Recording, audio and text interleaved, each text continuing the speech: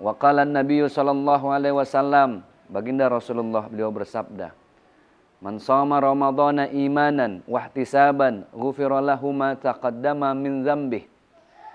Barang siapa di antara hamba-hamba Allah yang berpuasa dengan iman, keikhlasan, kerelaan, bahkan dalam hadis yang lain dijelaskan ihtisaban itu adalah bermakna penuh dengan muhasabah, introspeksi diri. Dengan rasa lapar, dia banyak mengoreksi diri.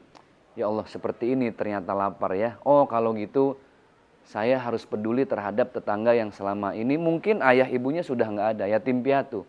Saya harus banyak berbagi terhadap tetangga itu. Itu artinya ihtisaban.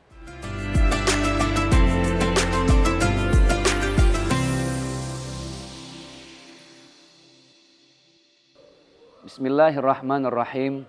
Assalamualaikum warahmatullahi wabarakatuh. Hamdan wa syukran lillah.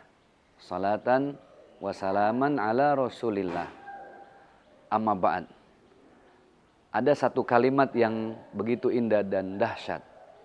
Al-ikhlasu ruhul amal. Ustaz izin saya tulis ya. Al-ikhlasu ruhul amal.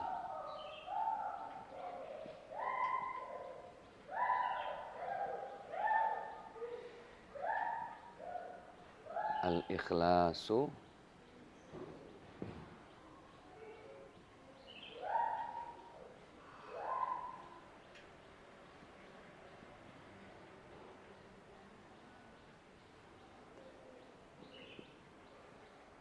Al-ikhlasu. Oh, ini hapusannya Ustaz ya.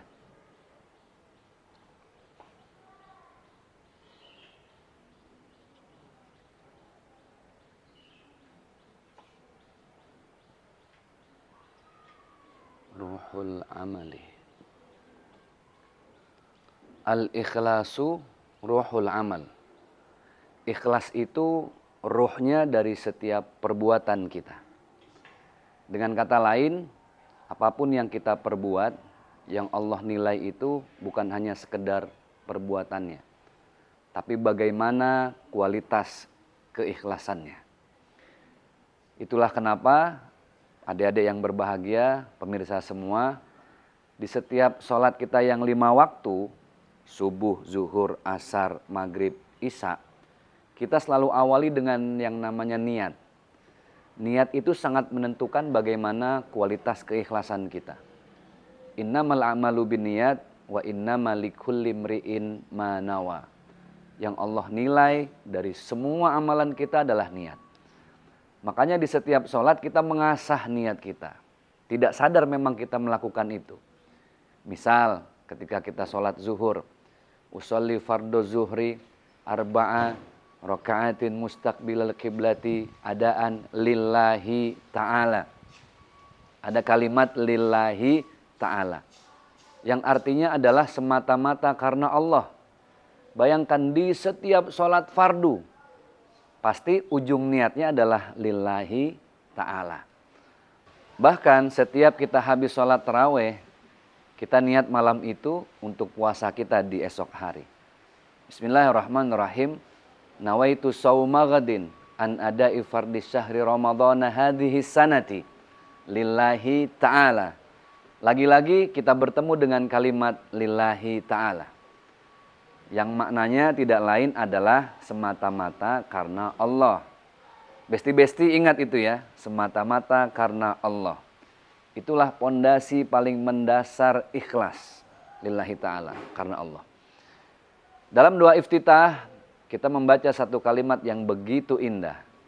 Inna salati wa nusuki wa mahyaya wa mamati lillahi rabbil alamin. Sesungguhnya salatku, semua rangkaian ibadahku, aktivitas hidupku, sampai matiku hanya karena Allah. Yang ingin saya sampaikan dari semua sampel tadi adalah bahwa ternyata hidup ini ya karena Allah, bukan karena yang lain. Ikhlas. Orang yang berpuasa dengan penuh keikhlasan, Allah akan ganti tidak hanya dengan menjadi orang yang bertakwa. Bahkan Allah akan hapus semua dosa-dosanya yang sudah lewat. Ingat loh, dosa yang sudah lewat bahkan Allah akan hapus kalau berpuasanya dengan ikhlas. Wa qala an-nabiy sallallahu alaihi wasallam, baginda Rasulullah beliau bersabda, "Man shoma ramadhana imanan wa ihtisaban, ghufira lahu ma taqaddama min dzambih." Barang siapa di antara hamba-hamba Allah yang berpuasa dengan iman, keikhlasan, kerelaan, bahkan dalam hadis yang lain dijelaskan ihtisaban itu adalah bermakna penuh dengan muhasabah, introspeksi diri. Dengan rasa lapar, dia banyak mengoreksi diri. Ya Allah, seperti ini ternyata lapar ya. Oh, kalau gitu saya harus peduli terhadap tetangga yang selama ini mungkin ayah ibunya sudah nggak ada, yatim piatu. Saya harus banyak berbagi terhadap tetangga itu. Itu artinya ihtisaban. Pahala apa yang Allah berikan bagi orang yang ikhlas dalam puasanya? Ghufira lahu ma taqaddama min dzambi. Diampuni semua dosa-dosanya yang sudah lewat. Jadi sekali lagi, ikhlas itu adalah generator, mesin utama dari semua ibadah kita. Pemirsa dan adik-adik semua yang hadir di sini, coba kita perhatikan deh. Apa sih itu ikhlas? Di dalam juz ke-30, juz terakhir dalam Al-Quran, biasanya nama sebuah surat itu dijadikan sebuah nama karena ada kalimat yang sama di ayatnya.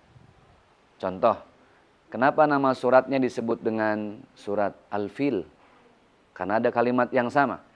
Alam tara kaifa fa'ala rabbuka bi ashabil fil.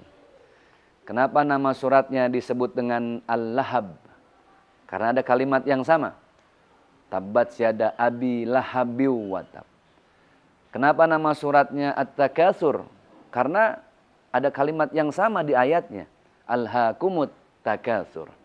Suratnya An-Nas, ada kalimat An-Nas. Suratnya Al-Falaq, ada kalimat Falaq.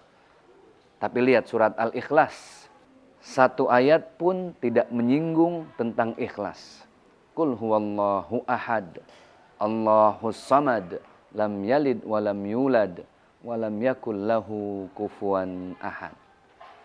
Jadi ternyata surat Al-Ikhlas tidak berbicara tentang ikhlas. Justru surat Al-Ikhlas berbicara tentang prinsip di balik ikhlas itu apa. Qul huwallahu ahad. Semata-mata niat segala aktivitas kita ini hanya untuk Allah yang esa, yang satu. Qul huwallahu ahad. Jadi sahabat-sahabatku semua, pemirsa yang dimuliakan oleh Allah Subhanahu wa taala, ikhlas itu sesuatu yang menjadi investasi akhirat kita. Jadi mari sama-sama kita jaga niat keikhlasan kita. Kita terus perbaiki, apalagi di bulan Ramadan. Begitu banyak kegiatan-kegiatan dan ibadah selama bulan Ramadan yang kita diajarkan untuk ikhlas. Dari mulai sahur, apalagi saat kita berpuasa di tengah hari bolong, menahan lapar, menahan haus, semua itu harus dengan ikhlas. Kemudian jangan lupa, berbuka puasa juga harus dengan ikhlas. Orang yang buka puasanya ikhlas itu, dia nggak apa aja dia makanin ya.